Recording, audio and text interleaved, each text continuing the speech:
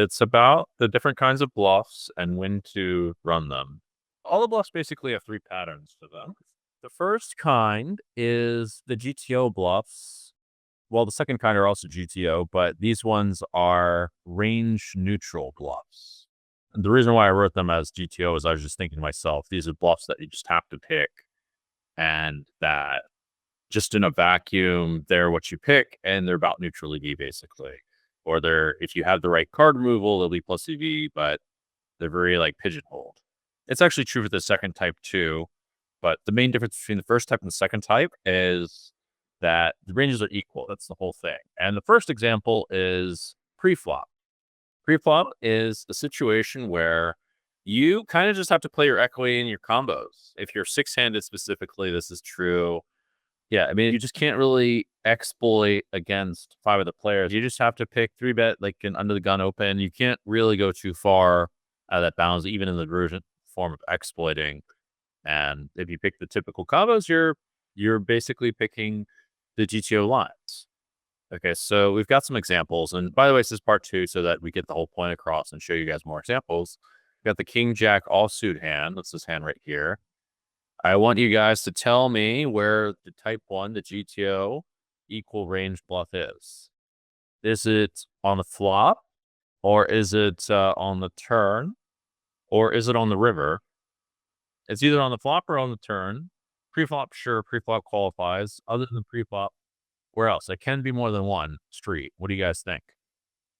Okay, so we're going to check it because I'm sure that the turn specifically is type 1, where the ranges are roughly equal. The biggest reason is because, why do you guys think the turn specifically is where ranges really neutralize? Whereas, remember, there should be a range advantage first when under the gun versus the big blind on most flops. There should be a range advantage. So I suspect that this is going to be like the next kind of bluff that we're getting into. But on the turn, why do you think that the ranges are really neutralized now more like on equal footing?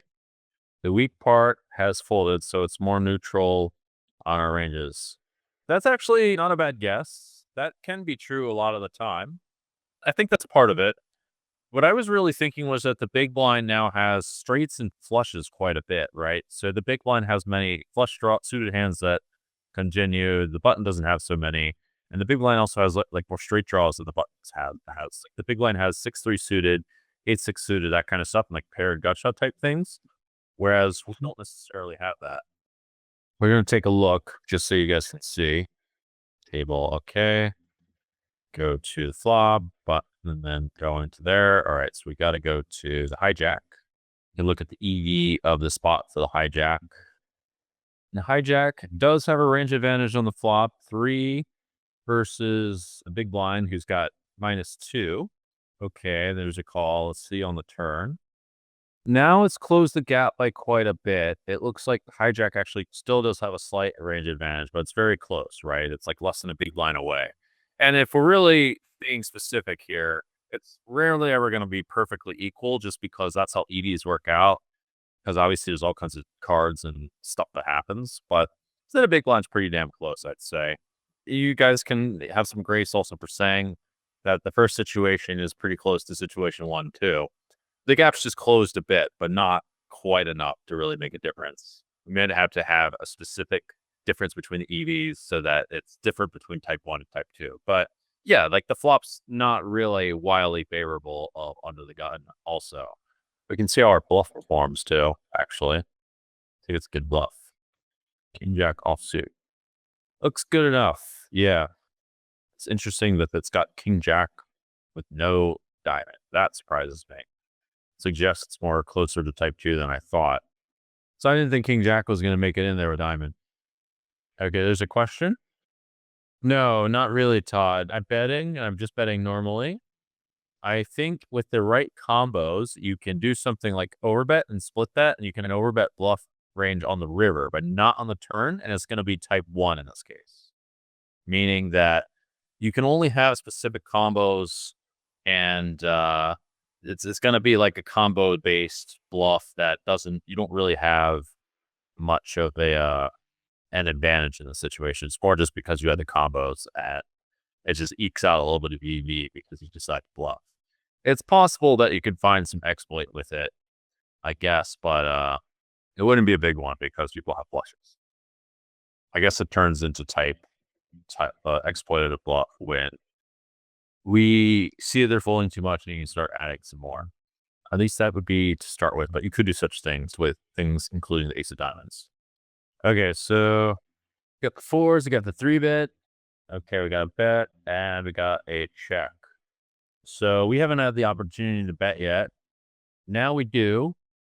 And this was an interesting one, but apparently this is a type 1 situation where we can only have so many bluffs and our range is equal.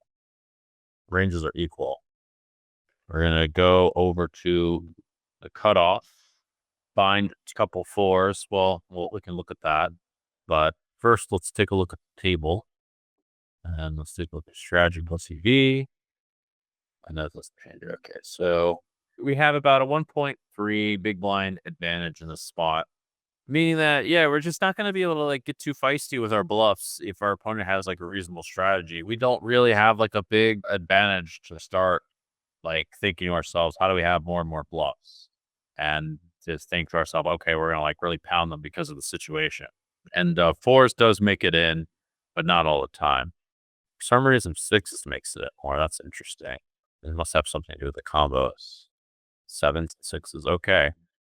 Who'd have thought? Yeah, I can see that. The flush draw combos. You see why it's a type 1 situation?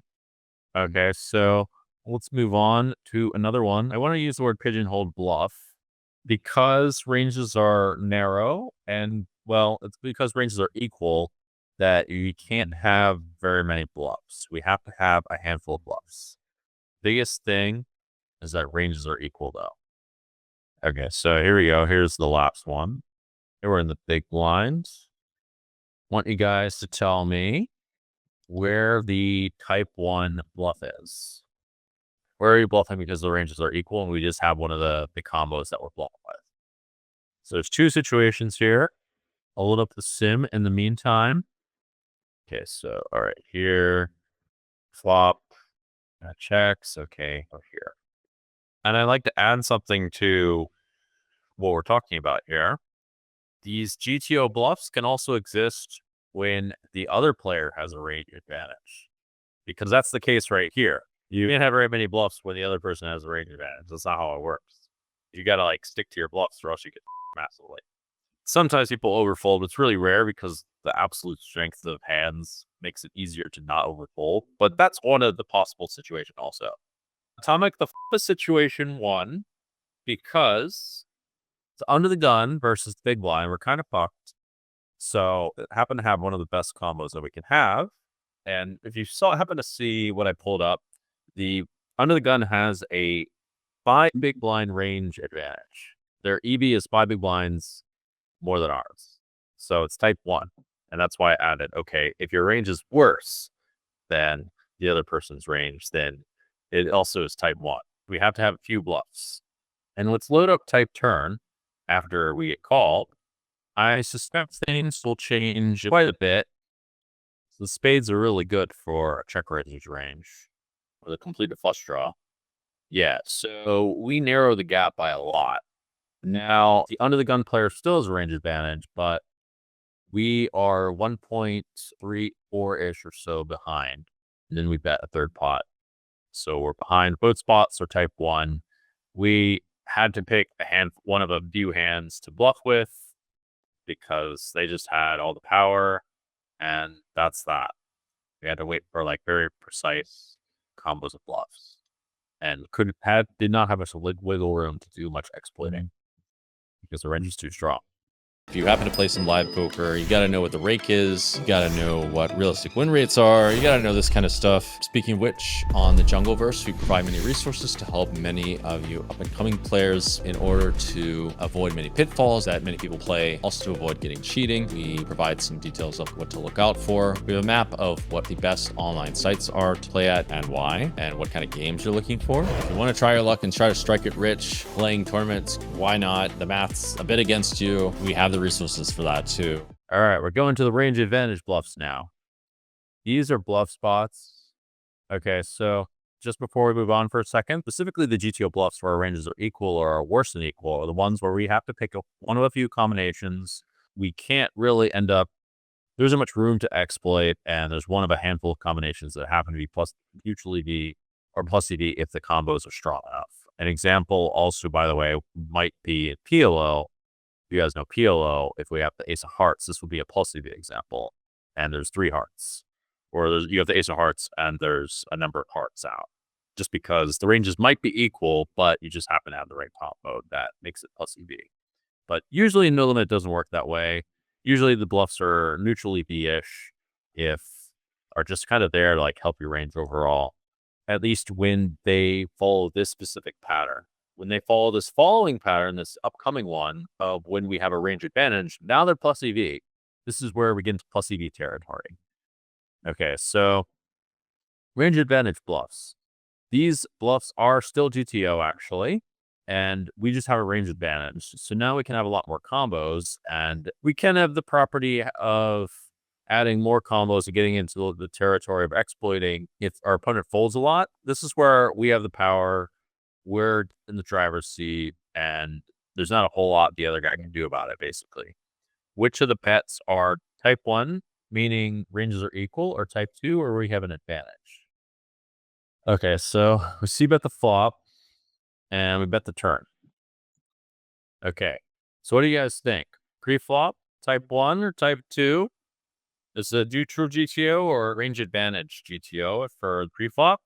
And for the flop, are our ranges neutral, or do we have an advantage? And also on the turn. So type 2 would be where we have the advantage. Is pre-flop always 1? Preflop might just be always 1. I think preflop's just always type 1 because you just have to wait for the right combos in theory anyway. But you can exploit. I guess for all these you can exploit actually, but typically speaking, you can mostly exploit in type 2. Or it's spots where people just don't understand the range. So yeah, it's type 2 and turn for the flop and turn. It turns out that the range advantage for the flop is actually not that big though. This surprised me. It's definitely something to note because I would have thought range advantage is pretty big on the flop. It's actually pretty small. I mean, given what we were looking at before on the Queen 7-5, this actually would qualify more towards type 1, which is unbelievable to me. But here we are. We only have a slight range advantage. So actually, yes, technically it falls into my category of type 2. Not if we're being consistent, because then I'd have to be forced to call it type 1, just because we only really have like a 0.5, 0.6-ish range advantage for BBs. It's not very much. It really isn't very much. Turns out the big blind's range is a lot stronger than we might expect. And then the turn things change a little bit though. And you can even see, by the way, it's not like a pure C bet. That's also important to know. The turn, we can really start making some moves. Now we've got like an 8 big blind advantage, and we can bet a lot of our range. And this is where the fun happens. We just kind of get away with whatever. It's very clearly type 2 on the turn. It's not so much the sets. It's more the top pairs when we get shallow, Todd. When you get shallow, you want top pair just because there's nothing the other player can do about it. Top pair is basically the nuts. Yes, true. And type 1 plots, do we see bet large on flop? Yeah, that's the GTO play. My understanding is basically because we don't really have that big of a range advantage. And then when we do have the nuts a fair bit. And the range is a bit stronger than it might appear. And it's very important that we don't see bet 100%, which seems like a common mistake if I had to guess. That being said, I don't think that a lot of players play very well against 100%. They may be these days, because if they start looking at stuff, then they'll see. I personally want to look at this. There's a C bet of 60% of the time, which is interesting. I didn't know it's a C bet of 60%. That's pretty striking. There's even some like slow plays too. It's like kind of reasonable to start slow playing things, which is something I never ever see, by the way. Yeah, aces slow play sometimes. It makes sense to me. Yeah, that's kind of cool. This guy probably doesn't fold much at all. He folds ace queen. Okay, I didn't expect that. Those offsuit hands get really close to folds. Like king queen of clubs more than ace queen. They're about the same anyway. Ace 7 suited is a fold. and ace-8 suited. Yeah, I see why it's betting 60% too. 60% pot. The reason is because these hands like Jack 10, Queen 10, all these sorts of things become far closer to neutral EV. Can check. So call with Jack 10 of hearts becomes 0 EV. Queen 10 of hearts becomes 0 EV. That is why. Ace Queen becomes basically 0 EV. So guys, I'll give you an exploit in this situation. If you see people folding things like Queen 10 suited versus a smaller bet, or if you somehow know that, fold a lot to this size, then you can start betting smaller bet, betting 100%. That would be an exploit that you can see. Here, this chart, you would only check 8877 and bet the rest, or is that too exploitable? This is how we need to look at things. If you're really being serious, looking at all the combos, which we'll get to for my deuce to 7 spot, because I made a mistake also. If you guys happen to be aware of that hand. So it's like $170,000 pot. In this chart, would you only check 8877, but the rest versus too exploitable? Yeah, at GTO, it's too exploitable. You can do that. And it'd be interesting to node lock that possibility and see what people are supposed to do and if they're actually doing it. Spoiler alert is no f***ing way are they doing it. But that would be something that would be good to look at and to see if that strategy is exploiting the other player. I suspect that it is, as I essentially alluded to. No one is playing the GTO way in this spot. No one is checking aces and queens, 25% of the time or whatever it is. That's not what's going on. So something to think about. We can't get into it now. We got to stay focused. All right. Going to 10-8 of clubs, about halfway through, and I do want to get to my hand. Or actually a little bit too slow. Okay, so I'm going to try to speed it up a little bit if we're going to go over my hand. All right. So this is a bit of a tricky one. We haven't bet yet, so we're not really there. Now remember, of course, this would have been for the initial razor under the gun. This would have been the type 2 situation for him on the flop, not for us, because it's a massive range advantage on ace 7-2, and we can do nothing about it if he bets. So here's the spot. You guys see why it's a type 2 spot when we check call on ace 7-2 versus under the gun. Check, turn. The river's whatever, and we bet. We gotta go to the table. See it. Big blind, EV 4.83, under the gun 2.24. We're the ones with the strong range. It's the big blind that's actually got the range advantage now. It's a bit of a plot twist. So that's what's weird. Yeah, we got some nuts. That's true. That helps a little bit. But I think the real reason is just that we're forced to overfold on the flop, right? And that we just don't have that many bluffs. We just have it a lot. We have an ace X a lot and that kind of thing. We just have all sorts of shit, basically. And we would have had to overcompensate with our range deficiency on the flop by folding loads of stuff. It also kind of alludes to a deeper duality where, like, it's a bit misleading to think of oneself as having the advantage of a spot in a spot when it actually can come from having a deficiency somewhere else. But that's a deeper topic. But that's what happens in this case. We sucked on the flop. We were being punished. And because we had a hand that could withstand the pressure on the flop, we then later had an advantage in the hand. It's actually kind of a cool concept and how it plays out in reality, but that's the case here. So we just have it a lot, basically. That's the reason. We withstood the power of the flop C bet, and now we have power. Should imposition have to check turn more because yes, that's correct. Imposition now has to become a bit polarized in this spot. I think it's probably the case because we have a lot of ace X2. We don't have that many 2x because of the non-blind, non-ante situation anyway. All right, we're moving on. We're seeing another hand. This is a bit of a tricky one also. So obviously it's not pre-flop. We talked about pre-flop being just type 1. This is an interesting one. I was not sure that this would be 1. Okay, so this is where we got the range advantage. Can you guys guess the reason that I was considering if we might not have a range advantage as the ace queen off player? Just check to river and then we bet. So what happened was small blind 3-better button open. We call ace queen suited, flop jack 8-2. Check flop. Turn 7, check, river 10. He checks, we bet. Yep, here we see it. We have a big range advantage too. It's over 8 big blinds. Some of the bluffs to the ace house would have gotten earlier, so there's that. A big factor that I thought was important is I thought we'd have more ace X suited, but looks like we're just supposed to not have those combos essentially. So that changes things a lot. If we did have a lot of ace-X suited, like ace-6 suited, ace-5 suited, etc., that would have changed things. Those would have been our bluffs. But we don't have those. And anything worse than that, we're definitely bluffing. And we just have a pair or 9 or whatever it is too often. That's assuming we're playing tight and solid. But if we have loose combinations, we're going to have some bluffs. But it doesn't like ace-6 suited, ace-3, and ace-2 suited. Okay, this is our larger size, I would say. Whereas like king-7 suited make it in there too, but that has a pair as well. I think that's the biggest reason anyway. Well, that's the main factor is the 3-bet sizes on the larger end, and we're just not supposed to have too many bluff combos. 6-7 suited, etc. is going to be our bluffs.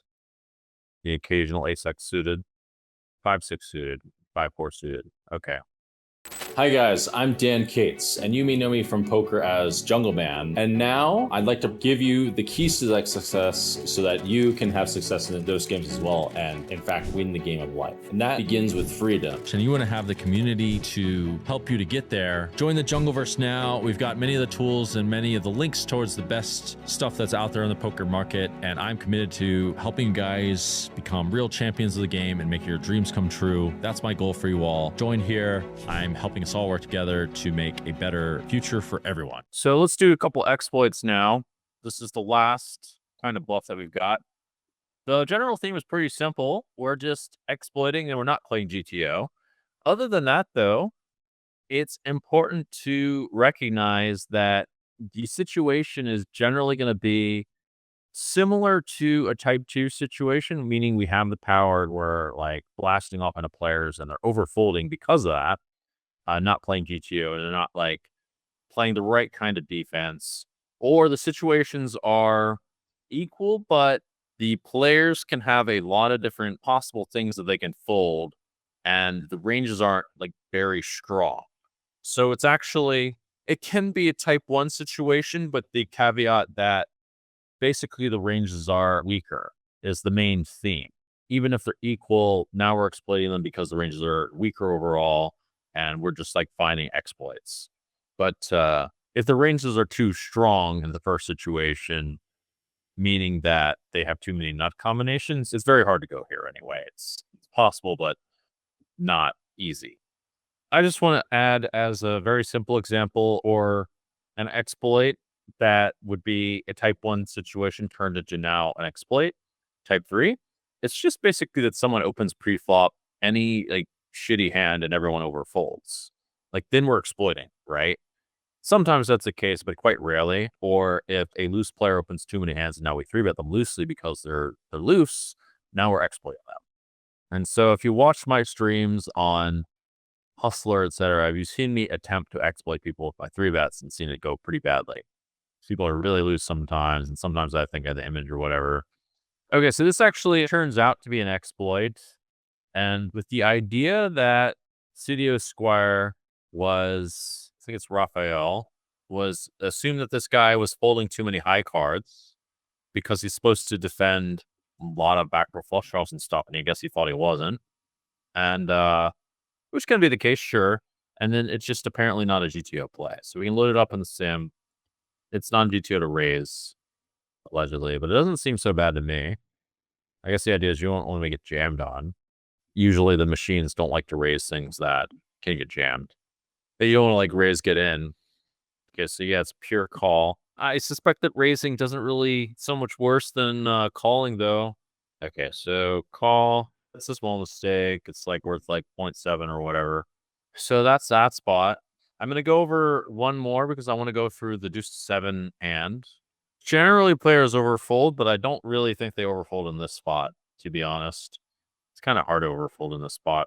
The better has to really find hands to call that raise. It's easy to find hands to call that raise, to be honest. You just call any overcards.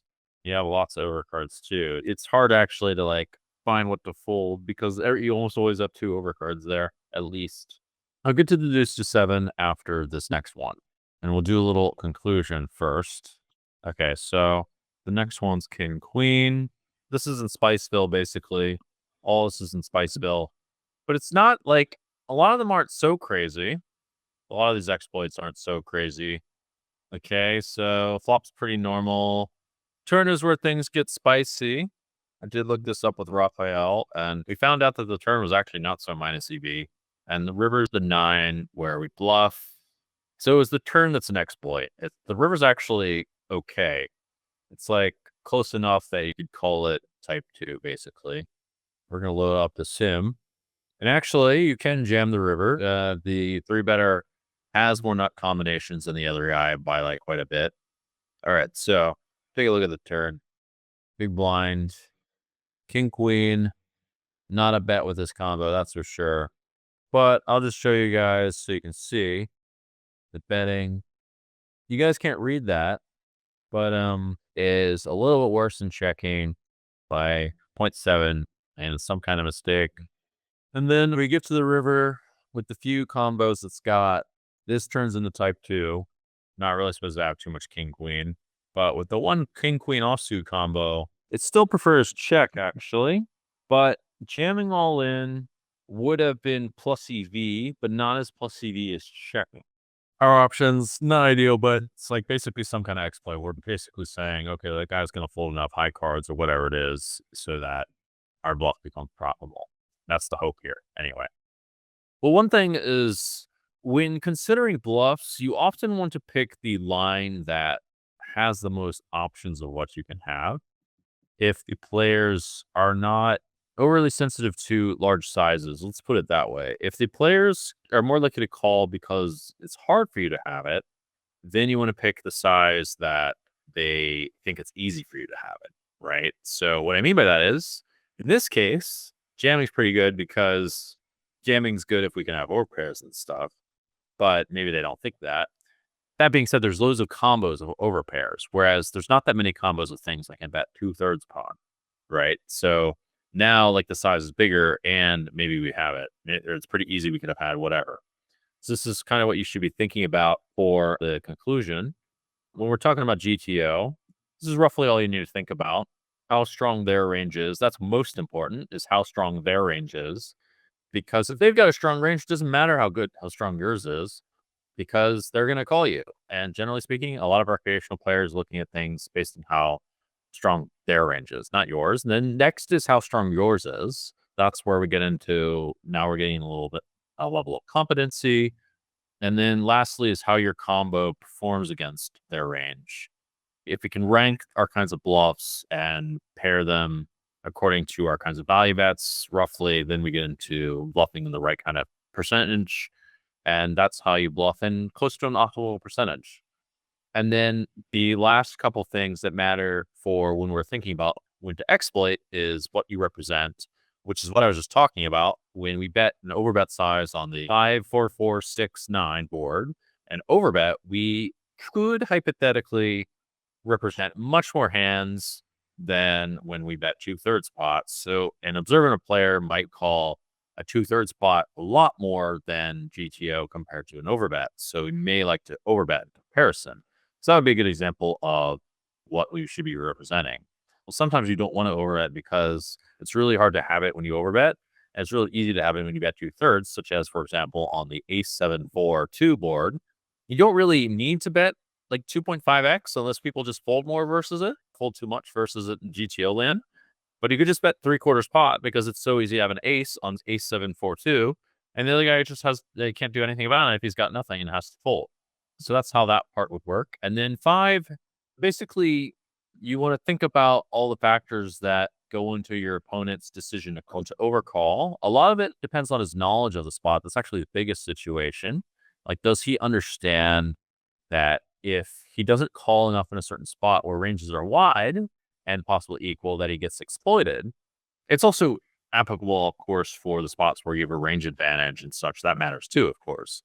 Does he understand what percent of the time he needs to call when you do a range advantage? Because there is a point where he needs to defend himself. Of the game situation at variant, what I mean by that is the squid game, that can change things wildly. If it's a tournament, that can change things wildly. If there's ICM at play, that can change things wildly.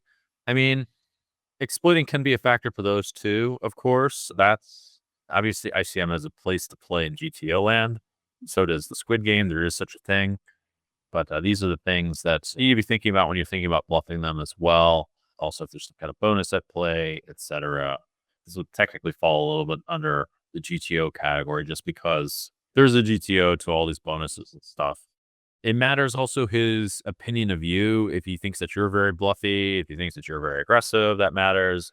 If he thinks you're the type to run crazy bluffs, it's probably actually one of the last things that matters. Is the funny thing is if he's tilting, because all the other things matter much, much more for whether he calls or not. And it's hard to predict what people will do when they're on tilt, and if they're even on tilt, because sometimes they have a crazy emotion and they're just controlling it, or sometimes they're just kind of bottling it on the inside, doesn't really show on the outside, and it just releases in some kind of way. It's very hard to predict precise emotions. Anyway, the most important thing is the strength of their range. That matters more than the story that you're telling. You need to know your opponent well. You need to know that what direction that they go. They don't universally call or universally fold too much, but subpopulation tendencies, etc. Well, if you know the live player is perfect, then you can exploit them. That's the stuff you need to do to exploit your opponents. So if you're trying to get rich from poker, there are a handful of routes you can take, but specifically, I'm going to outline especially the route that most of you are trying to take, which is actually be good poker and actually beat your opponents. So if you're unsure poker is for you, but you'd love to live off poker, I've prepared a completely free guide with the 4 simple paths even complete beginners can follow to finally learn how to use poker as your vehicle to build a life in which you own your time and in which you can make a living doing the thing you love the most, playing poker, just like I did. All you got to do to access this free guide is click the link in the description. Also, it's going to appear up here as a card or in the pinned comment. Now, just remember, this might not be free forever, so better check it out now before it's gone or becomes a paid resource. See you inside. All right, so let's go into this deuce to 7 hand. This hand, a bit of a crazy hand, so I'm going to try to explain it fast because we're going a little bit over time. Couple things about this is that we're like the last players without a button in the squid game, and it's a big squid bounty. It's 1K squid bounty, and there's a bonus on deuce to 7. So there's a lot of incentive for me to win this pot. There's like a 15K difference if I win this pot or not. And Yo Viral's kind of loose when he does this. He should have probably jammed, actually. That might have been his move. Okay, so I 3-bet. I thought I had a decent enough image for that, but my image is pretty terrible, if we're honest, when it comes to this game. There is an analysis that works for how he plays later. I saw that he called a 3-bet. It looked like 5-4 suited. No, he called a 3-bet with some terrible suited hand, so his calling 3-bet range is very wide. We know that. I did not know that he included ace-3 offsuit this time. That's actually quite important, by the way, guys. There are some hands that you can safely assume are not in his range. Like, you can assume that he doesn't have Jack-5 offsuit. You can assume that he doesn't have, like, 6-5 offsuit, probably. That if he had 6-5 offsuit, that makes calling a lot more attractive, actually, at the end. Okay, so I have a 7, and this board's pretty good for me. King-high boards are pretty good in general. That being said, he does have King-9 offsuit, probably, now that I know that. I didn't know that at the time, but he probably does have King-10 offsuit, if I'm really honest. Someone just told me that he was going for the hat trick, too, which means that he gets 2,000 each from every player if he gets that. So there's a massive difference in both directions. So a bunch of weird bonuses are in play here. So yeah, he really wants to win the pot. I really want to win the pot. Okay, so no, first of all, he's got lots of kings. He's got lots of flush draws because he has lots of suited hands. And so on the turn, I'm thinking this is actually a pretty bad card because now he either has a flush or he has a king, which he's not going to fold. And it looks like I kind of have nothing. So, and it blocks 7, right? There's not a whole lot he actually folds. He could fold 8s or 9s, but he might just jam those pre-flop, which is very realistic play. So I'm thinking, holy shit, there's a really high chance he has a flush, actually. I've got no spade in my hand. Well, maybe I can, like, check back and jam river or something like that. I thought, like, that's a viable line, too. That's actually a far more effective bluff than blasting off with a bet line. So I think, actually, this card kind of does blow. I don't really like it very much. Because he has, like, 6-3 suited. He's got, like, Jack-5 of spades. You should have lots of combos of bluffs. He might have Jack-5 of spades anyway. I'm not totally sure. Jack-6 of spades. The river is really interesting. And now I'm thinking to myself, "Fuck, man, I can't really have anything. What the fuck do I have?" And then I'm thinking maybe I should bluff. I don't really think I can win. And I'm just thinking to myself, there's really a high chance to get called to. So I need to be very selective with my bluffs. It's a situation where our ranges are, I don't know if they're equal. I think he's got the advantage on the turn and on the river. I think that basically a spade he becomes really big, and I don't really have that many spades. It's not very clear as a range advantage, but it might still be him on the river, actually. That being said, it's hard for either of us to really have a very good hand. He could have nut flushes he checks back also, by the way, which we'll get to in a second. But yeah, I just thought I was getting called a really high percentage of the time if I jam the river. He's just gonna think I'm full of fucking shit. It's really not an attractive spot to bluff. Like, I could also bet a lot of hands on the turn. In my experience, I found it good to slow play on the turn with the nut flush. But if I have anything else, I would tend to bet. Eventually, he does bet, and I start counting and guessing what kind of things he would have. I'm not sure that he value bets the 9 of spades. I'm not sure that he value bets, like, he could value bet the jack of spades, then the ace of spades. He could possibly turn pairs into bluffs. He could have a lot of busted backdoor flush draws. And he's not going to have like a pair of tens, I don't think. But he could have nines or eights turned into a bluff, maybe. I would have felt like a massive idiot if he had that. But anyway, I start counting all the spades that he has, and I start making a couple assumptions. So the first assumption is I don't think he has ace king. He might have aces, I guess. That's realistic. But he probably bets the turn with that if we're really honest, just because he might not. So I could give him maybe half the aces with the ace of spades. That's 1.5 combos. Or something along those lines. I'm not convinced he slow plays all the nut flushes. These are important because these are some of his value bets now. I don't think he has ace queen. He probably just jams that in. My guess is he doesn't have that. On further reflection, I do think he has things like ace 10 of spades, ace jack of spades. I think he slow plays with a really good chance. Ace jack offsuit, etc. I think that stuff, he has a pretty good portion of it, but I think that he bets a lot on the turn with it. I think you can have maybe queen jack with the queen of the jack of spades, etc. I don't think I count all those combinations. So I was starting to count a lot of them. They're not as common as you might think, though, just because the way it works is if it's queen jack, for example, there's 3 offsuit queens and 1 jack of spades. So it's just 3 times 1. That's 3 combos of queen jack with a jack of spades, right? And then it would be, well, ace jack, he probably bets on the turn. I could give him a couple combos of that, I guess. But that would be, well, if we count the spades, it's 7 combinations. Is it's 3 offsuit jack, 3 offsuit ace spades. That's 6 plus 1 is ace jack of spades. That's 7, right? But he probably bets a bunch of these on the turn, specifically without ace jack of spades squarely. I think that he probably slow plays. So I'm giving him that, and I'm thinking of taking away a lot of the offsuit jack combinations that now didn't have a pair. I think that if he had ace jack or ace 10 and had a spade in it, he probably bets out on the turn, is my honest guess. Because he wants to win the pot. He's got a good hand. He has the power cards. Why the fuck does he get check? And he thinks he's probably not good too. So there's all that. And then given that, because he checked back, he is actually less likely to have these offsuit combinations with spades.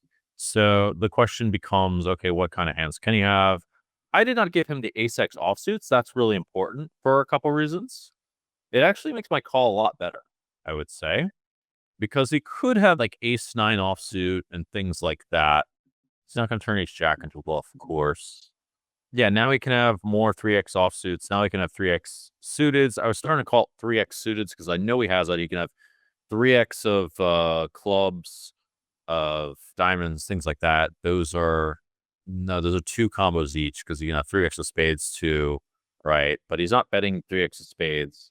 He's either betting with a jack of spades, etc. But basically, what I did end up doing was counted all the nut spades. I gave him all the nut spades, actually.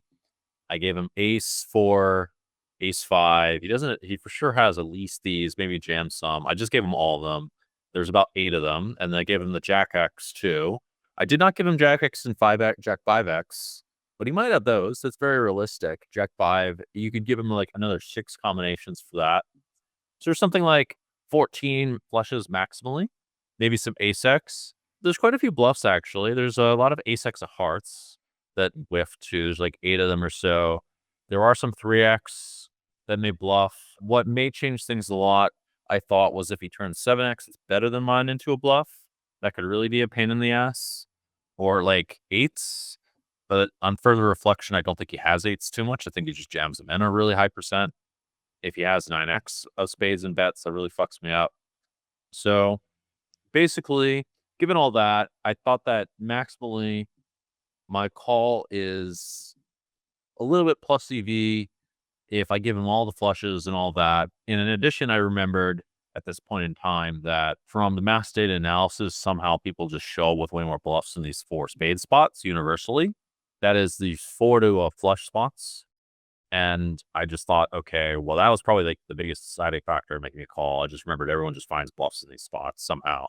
And I thought, okay, that's fair enough. And remember also there's an added bonus of winning the pot too of like $18,000 basically. So for that reason, it's like far closer to a call than it may look. My price is actually not that bad. I mean, he has 5 more combinations of value, but he probably bets all the other ones on the flop and he bets them all on the turn almost for sure. And he should have lots of like potential ace-x floats. I just not really buying that he folds ace-9 or ace-8 on the flop. So that gives him actually quite a few more bluffs. Gives him like 6 more bluffs though, so it's not an equal ratio really. It's not the ratio that he needs. But yeah, that's my thought process. Looks like it's probably a clear call, and these are roughly the assumptions you need to make. It's not like a slam dunk call, but it's a tough call. If you start stringing a lot of 7x into bluffs that are better than mine, it becomes bad. So that's actually the bigger concern than whether he's bluffing or not. My opponent's like, he's a pro, but he's like kind of retired pro. He didn't pot it. He bet 50 into 60, and there's 18K or so bonus on the side. No, it wasn't 3 to 1. I thought it was like closer to 3 to 1, but it was like not 2 to 1. It was like 2.5 to 1 or so. I mean, the biggest concern is losing the bluffs actually. And definitely post flop. Could have had like 2 4s. One thing I could have said is if he has 8s or 9s, he can also have 2 4s. So that's useful to think about. So even if he has better hands to turn into a bluff, he now has loads of hands that are worse than mine turning into a bluff. An annoying spot. I think you should value bet very thin. As a matter of fact, because it's not very easy for me to have the 9 or 8 of spades, I really want to value bet. That's an important factor too. It's one thing we didn't talk about when we were bluffing. Well, we talked about it a little bit, but one thing to think about when you're going into the concept of how strong are they is sometimes they're not very strong at all because they really want to value bet. So their value bets will go into the bet range. So when they don't bet, that means you can bluff them. If you happen to play some live poker, you got to know what the rake is. You got to know what realistic win rates are. You got to know this kind of stuff. Speaking of which, on the Jungleverse, we provide many resources to help many of you up-and-coming players in order to avoid many pitfalls that many people play, also to avoid getting cheating. We provide some details of what to look out for. We have a map of what the best online sites are to play at and why, and what kind of games you're looking for. If you want to try your luck and try to strike it rich, playing tournaments, why not? The math's a bit against you. We have the resources for that too.